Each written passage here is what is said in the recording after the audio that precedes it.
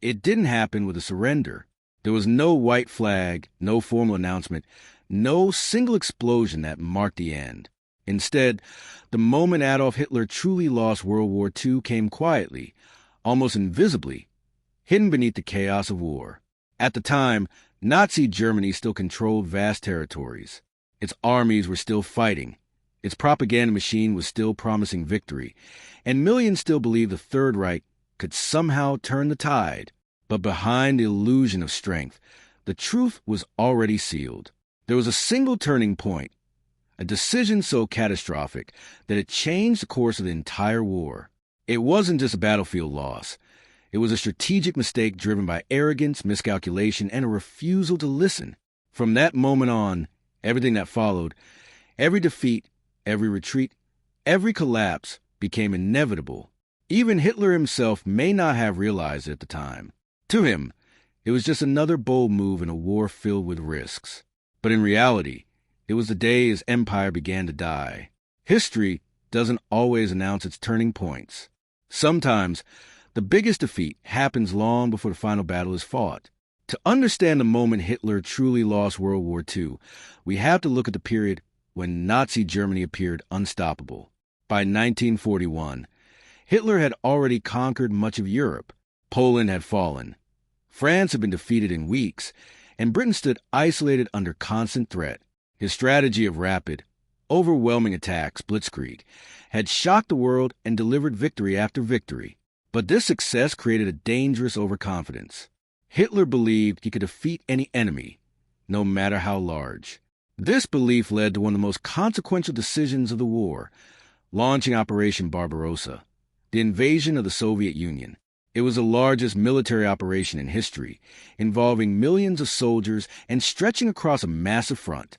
At first, it seemed like another easy victory. German forces advanced rapidly, capturing vast territories and inflicting heavy losses on Soviet troops. But the deeper they pushed into Soviet land, the more the situation began to change. Supply lines grew longer and weaker. The harsh Russian winter arrived earlier than expected, catching German troops unprepared. Meanwhile, Soviet resistance hardened, fueled by determination and sheer numbers. Cities like Moscow and later Stalingrad became symbols of relentless defense. Hitler's refusal to retreat or adapt made things worse. Instead of allowing his general's flexibility, he insisted on holding ground at all costs. This turned strategic setbacks into devastating losses. From that point onward, Germany was no longer on the path to victory, but survival. The war had shifted. The momentum was gone. And although it would take years for the world to see the final outcome, the truth was already written. The day Hitler chose to invade the Soviet Union was the day he truly lost World War II. The main conflict that defined the collapse of Nazi Germany was not just a clash of armies. It was a war of endurance, resources, leadership, and willpower. At its center stood Adolf Hitler, a leader who believed absolute control and relentless aggression would guarantee victory. But as the war expanded, that very mindset became Germany's greatest weakness. When Germany launched its invasion of the Soviet Union in 1941, the conflict transformed from a series of rapid conquests into a brutal war of attrition. This was no longer blitzkrieg. This was something far larger, far harsher, and far more unforgiving. The Eastern Front became the deadliest theater in human history, where millions of soldiers, civilians would perish in a struggle that neither side could easily escape. At first, German forces pushed forward with incredible speed. Entire Soviet armies were surrounded and destroyed. Cities fell one after another. It seemed like Hitler's gamble would once again pay off. But beneath these early victories, a deeper conflict was forming, one that Germany was not prepared to fight. The Soviet Union, under Joseph Stalin, refused to collapse. Instead, it absorbed the blow, retreated strategically, and rebuilt its strength. Factories were dismantled and moved east, beyond German reach. New armies were raised at an astonishing pace. And most importantly, the Soviet leadership understood something Hitler did not. This war would not be won quickly. It would be won through endurance. This is where the core conflict emerged, speed versus stamina. Hitler's strategy depended on quick victories. Germany lacked the resources for a prolonged war against a massive industrial power like the Soviet Union. Oil, ammunition, food, and manpower were all limited. The longer the war dragged on, the more these weaknesses would be exposed. Yet instead of adjusting his strategy, Hitler doubled down. One of the clearest examples of this internal conflict came during the Battle of Moscow in late 1941. German forces reached the outskirts of the Soviet capital. Victory seemed within reach.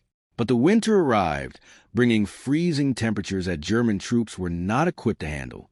Engines failed, weapons jammed, and soldiers froze in their positions. Soviet forces, however, were prepared. Reinforced with fresh troops from Siberia, they launched a powerful counteroffensive that pushed the Germans back. It was the first major sign that Germany could be stopped. But Hitler refused to accept reality. Instead of allowing tactical retreats to preserve his forces, he issued strict orders. No retreat, no surrender. Hold every position at all costs. This turned difficult situations into catastrophic ones. German generals, who understood the dangers, found themselves trapped between military logic and Hitler's rigid commands. This tension between professional military strategy and Hitler's personal interference became one of the defining conflicts within the German war effort. Nowhere was this more evident than in the Battle of Stalingrad. The city, later known as Volgograd, became the focal point of the war in 1942. For Hitler, it was more than a strategic objective. It was symbolic. Capturing a city named after Stalin would be a massive psychological victory. But the battle turned into a nightmare. Urban warfare stripped away Germany's advantages. Tanks and aircraft were less effective in the rubble-filled streets. Fighting became close, brutal, and relentless. Every building, every room became a battlefield. Soviet forces clung to the city with fierce determination, turning it into a trap. As the battle dragged on, German forces became overstretched. Their supply lines were vulnerable, and their flanks were weak. Soviet commanders saw the opportunity and launched a massive encirclement operation. In November 1942, they surrounded the German Sixth Army, trapping hundreds of thousands of soldiers inside the city. At this moment, the conflict reached its breaking point. German generals urged Hitler to allow a breakout while it was still possible. There was a chance, small but real, to escape the encirclement, but Hitler refused. He believed the army could hold its ground and be resupplied by air. It was a disastrous miscalculation. The airlift failed. Supplies never reached the levels needed. Hunger, cold, and disease spread to the trapped army. One by one, German positions collapsed. By early 1943, the Sixth Army surrendered. It was one of the most devastating defeats in German military history. From that point on, the balance of power had shifted permanently. But the conflict didn't end there. It expanded. Germany was now fighting a war it could not win on multiple fronts. In the West, Britain and the United States increased their bombing campaigns, targeting German cities and industry. In the South, Allied forces advanced through North Africa and into Italy. And in the East, the Soviet Union pushed forward with growing strength. This created a new layer to the main conflict: Germany versus time. Every passing month made Germany weaker and its enemies stronger. Allied industrial production far exceeded anything Germany could match. The Soviet Union, once on the brink of collapse, was now advancing relentlessly. The United States brought enormous economic and military power into the war. Yet Hitler continued to believe in victory. He placed his faith in new weapons, desperate offensives, and sheer willpower. But these efforts could not overcome the fundamental reality of the conflict. Germany was outnumbered, outproduced, and strategically outmatched. The final phase of the conflict revealed the full consequences of Hitler's decisions. As Allied forces closed in from all sides, German cities were reduced to ruins. Civilians suffered immensely. The Eastern Front turned into a relentless push toward Berlin. Even then, Hitler refused to change course. He issued orders to armies that no longer existed, demanded counterattacks that could not succeed, and clung to belief that victory was still possible. But the truth was unavoidable. The main conflict of World War II, from Germany's perspective, was never just about defeating enemies on the battlefield. It was about whether a rigid, centralized, and overconfident system could survive against flexible, resource-rich, and determined opponents. In the end, it could not. The invasion of the Soviet Union turned the war into a test of endurance. The Battle of Moscow showed Germany could be stopped. The Battle of Stalingrad proved it could be defeated. And from that moment onward, everything else was just a slow, inevitable collapse of a regime that had already lost control of its own destiny. This was the true conflict, not just between nations, but between strategy and reality, ambition and limitation, control and chaos. And it was a conflict that Nazi Germany was doomed to lose. World War II did not arrive in a single moment, but if one battle forced the war to change direction forever, it was the Battle of Stalingrad. This was the moment when Nazi Germany's advance didn't just slow down, it broke. For Adolf Hitler, Stalingrad was more than a military objective. It was symbolic.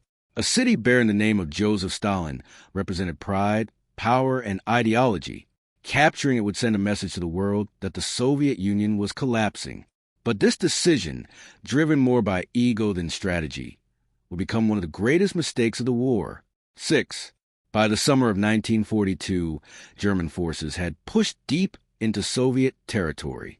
They reached the city of Stalingrad along the Volga River, a vital supply route. At first, it seemed like another German victory was within reach. The Luftwaffe bombed the city heavily, reducing much of it to ruins.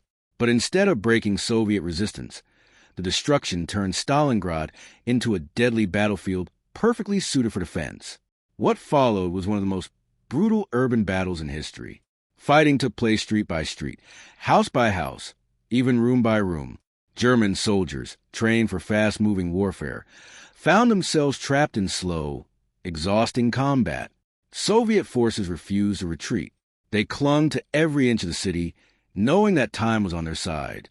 But the real turning point came not inside the city, but around it.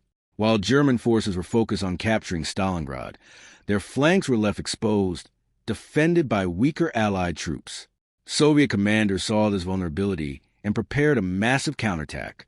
In November 1942, they launched Operation Uranus, a surprise offensive that struck the German flanks with overwhelming force. Within days, the situation changed completely. German forces inside Stalingrad were surrounded.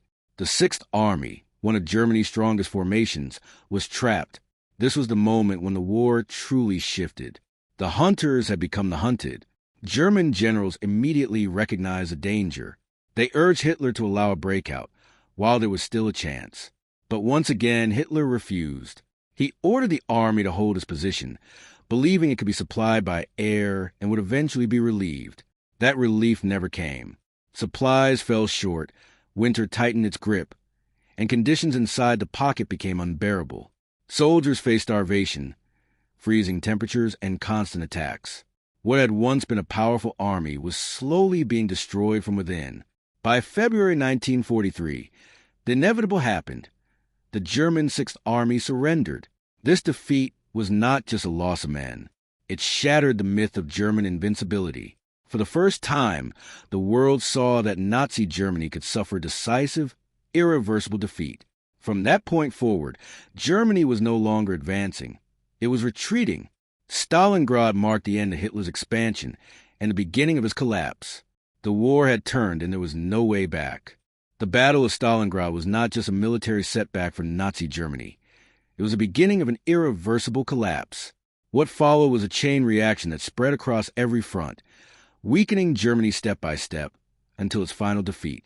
For Adolf Hitler, the loss at Stalingrad was a psychological blow as much as a strategic one. He had promised victory, insisted on holding the city at all costs, and refused to allow retreat. When the German Sixth Army surrendered in February 1943, it shattered not only a powerful force, but also the illusion that Germany could not be defeated. Across Germany and occupied Europe, the impact was immediate. Morale began to crumble. For years, Nazi propaganda had portrayed an unstoppable war machine. Now, the truth was impossible to hide. Families learned that entire divisions had been lost.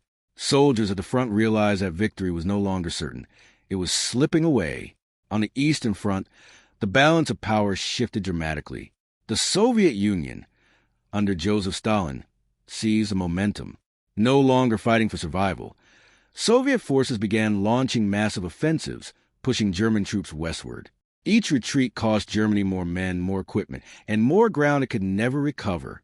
The scale of the conflict now worked against Germany. The Soviet Union had vast resources, a growing industrial base, an almost endless supply of manpower. In contrast, Germany was being stretched to its limits. It was fighting a war it could no longer sustain. At the same time, pressure intensified from the West. The United States and Britain increased their bombing campaigns, targeting German cities and industries. Factories were destroyed, infrastructure collapsed, and civilian life became increasingly desperate. Cities that once symbolized strength were reduced to ruins. By 1944, the situation had worsened dramatically.